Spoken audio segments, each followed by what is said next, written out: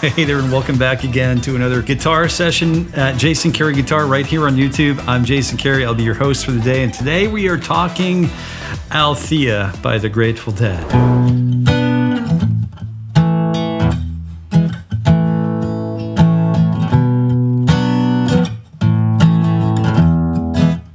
Yeah, I'm so happy you made it back. Stick around to the end of the session today, and we're going to talk about the chords that we need for the song. We're going to talk about both sections, the verse and the chorus of the song. We're going to talk about soloing strategies. Whether you're a beginner, an intermediate guitar player, or even advancing, if you want to stick around, there's something here for everyone. So let's get started. We're in standard tuning, and we're on B minor, finger 1 on fret 2, finger 3 on fret 4 on the D, finger 4 on fret 4 on the G, and finger 2 on fret 2 on the B string. And then finger 1 is capoed still on fret 2 by finger number 1. Then we move to A, open A, 2, 2, 2, and then you can grab that 4th finger on fret high E on fret 5 if you'd like, just to kind of fill it up a little bit more. You don't need to.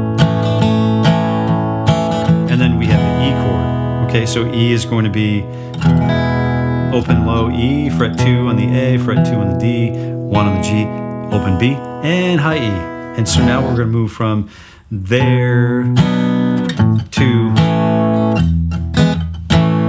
just the punches in the verse. We'll get to the chorus chords in 1 minute. We're just going to add one more chord in the chorus section of the song anyway, so it's not that important. We cover it now. So we're starting with down, 2, 3, 4, 1, 2, 3, 4, 1, 2, 3, 4, 1, 2, 3, and 4, 1, 3, 4, 1, 2, T, 4, 1, 2, 3, 1, 2. So we are on B minor, and then A, and then E, and then A, and then B minor, down to A, and hang out on E.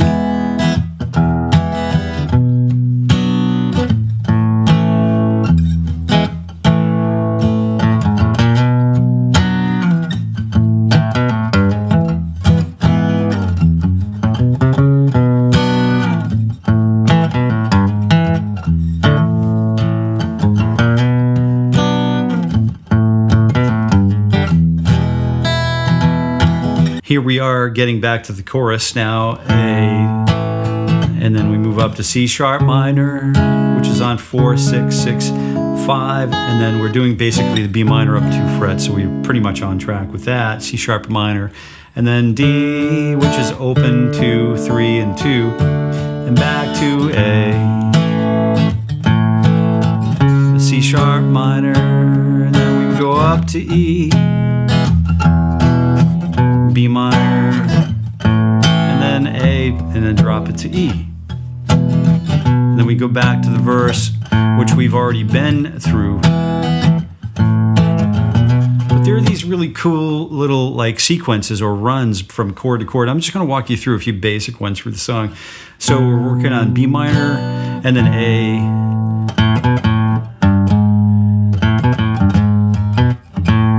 and then that's basically the E major or E mixolydian mode, right?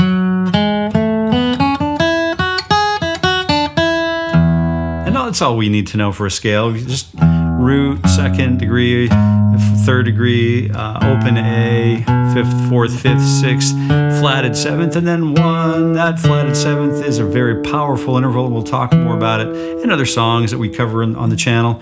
Especially Fire on the Mountain, if you haven't seen that one yet. I've got that one on the channel. Go find it. We're talking specifically about mixolydian mode there. And then we got, above the octave, we've got open fret 2, the E, so F sharp, G sharp, A, B, C sharp, D, and then E, and then we're going up to the root note, start of the root note, end on the root note, start on the root note again, go up to the next octave, and then start there again, start and end there. Make sure that, we descend the pattern too.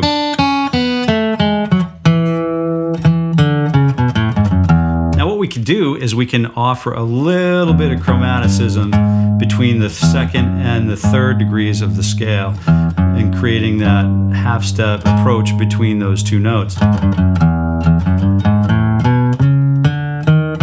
we can also use that chromatic approach from this flatted 7 to the root note. Creates these greasy little spots that kind of like. So if let's say the melody was something like.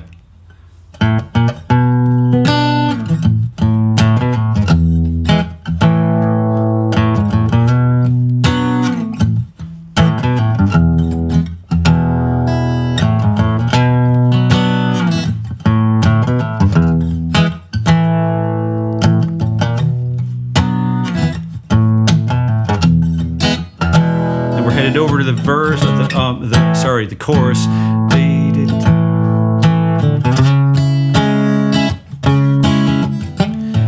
D down to A. Back to C sharp minor and then back to E.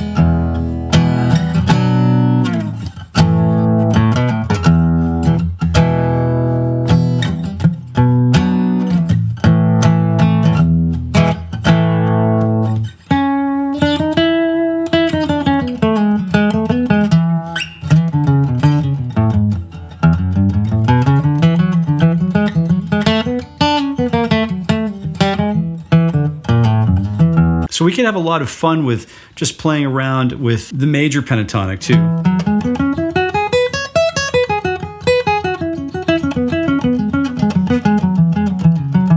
And just sort of soloing around with it. It's important to know how to play the melody of any song that we approach. So I know that we talk about this quite a bit. Melody is super important.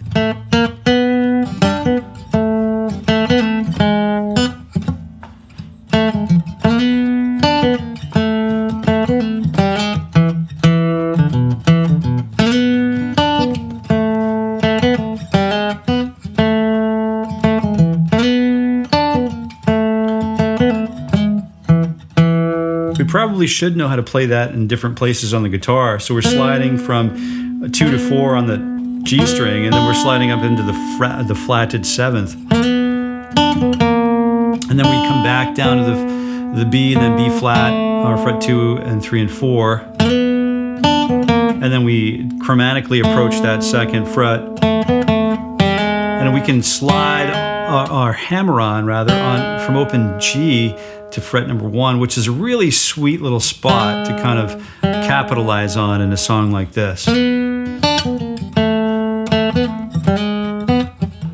So you've got that G sharp, open B, and then back to A, and then we've got that really cool, really nice Jerry style, descending chromatic and ascending chromaticism that rolls back into the melody.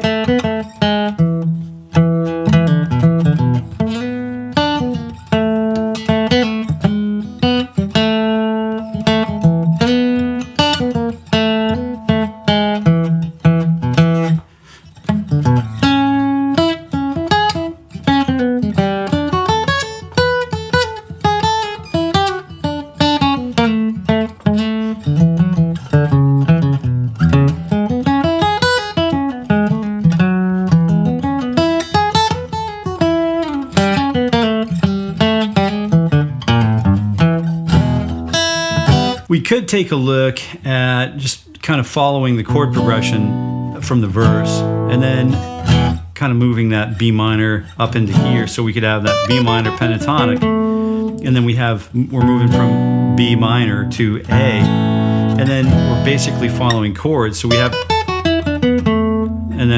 that B minor pentatonic covering the B minor chord shape, and then we have the A chord, which is the A major pentatonic, and then we have that E, and then we got that A major chord that we bounce back to the first time around the verse section.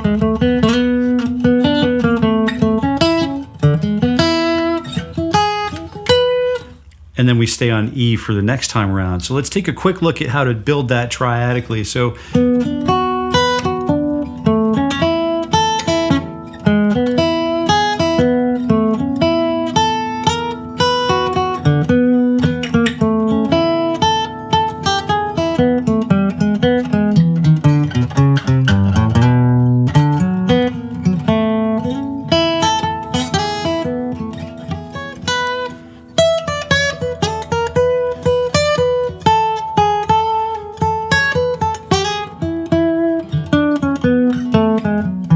So we could have a ton of fun by putting those B minor arpeggios together with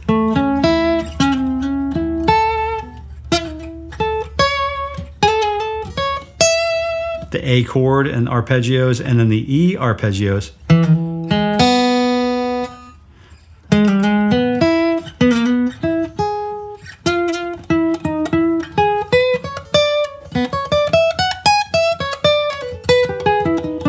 From the chorus, we could also just use the A and then the power chord shape, because it's C sharp minor 7, you know, whether you play it like, or C sharp minor or C sharp minor 7, because we have the root note, fifth, the root note again doubled, then we have the open B, and then the open high E, which constitutes the flatted 7 and the flatted 3, right? So we got this A.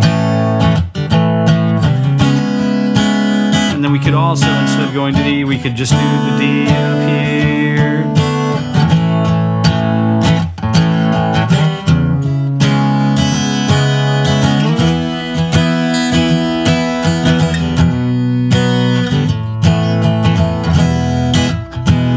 Gives the chorus a completely different feel with those open strings that resonate throughout. So, for example, it'd be A, just recap that, and then the open drone strings.